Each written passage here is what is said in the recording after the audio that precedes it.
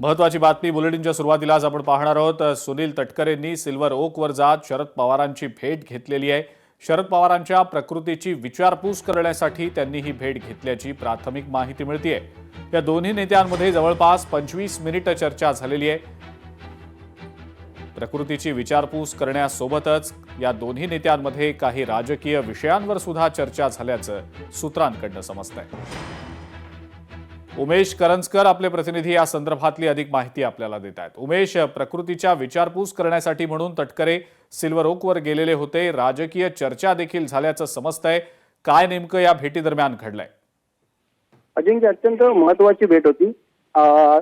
शरद पवार यांचं मुंबईतलं जे निवासस्थान आहे सिल्वर ओक, इथे आता एक अर्ध्या तासापूर्वी जे आहेत सुनील तटकरे जे तिथे पोहोचले होते आणि त्यांनी थेट शरद पवार यांची भेट घेतली। त्यामुळे राजकीय वर्तुळात जे आहे त्या चर्चांना उधाण आलं होतं। मात्र ही भेट जवळपास 20-25 मिनिटं चालली आणि त्यानंतर ज्यावेळेस सुनील तटकरे निघाले त्यावेळेस प्रसारमाध्यमांना जाता जाता त्यांनी सांगितलं की तब्येतीची विचारपूस करण्यासाठी शरद पवार यांची भेट घेतली। कारण गेल्या काही दिवसापासून सातत्याने शरद पवार यांची तब्येत काही ठीक नव्हती, त्यांना मध्ये रुग्णालयात देखील दाखल करण्यात आलं होतं आणि त्यामुळे ही भेट घेतली असल्याचं सुनील तटकरे यांनी आता सध्या सांगितलेलं। मात्र दोन्ही राष्ट्रवादीत कशा प्रकारे वितुष्ट आहे किंवा दोन्ही राष्ट्रवादी कशा प्रकारे प्रत्येक मुद्द्यावर एकमेकांच्या समोर उभं राहतं हे काही राजकीय वर्तुळात नवीन नाहीये। कारण एकाच राष्ट्रवादीतून ज्यावेळेस दोन राष्ट्रवादी झाली त्यावेळेस सुनील तटकरे अजित पवारांसोबत गेले होते आणि त्यामुळे सगळा जो रोष होता तो सुनील तटकरे यांवरती खास करून शरद पवारांचा होता आणि त्यासोबतच शरद पवारांच्या पक्षातले जे काही इतर महत्वाचे नेते होते त्यांचा रोष सुनील तटकरे सोबत होता।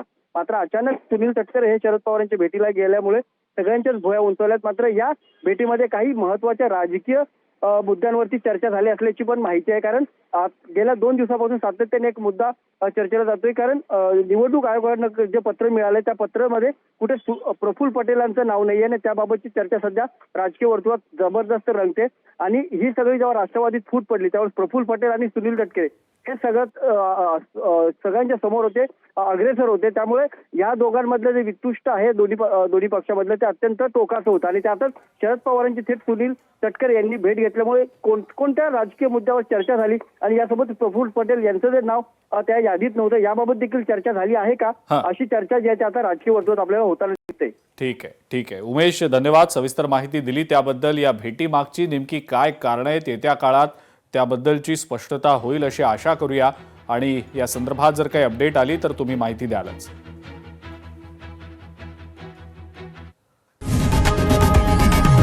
लोकशाही मराठी ऐका, पहा, जागरूक रहा।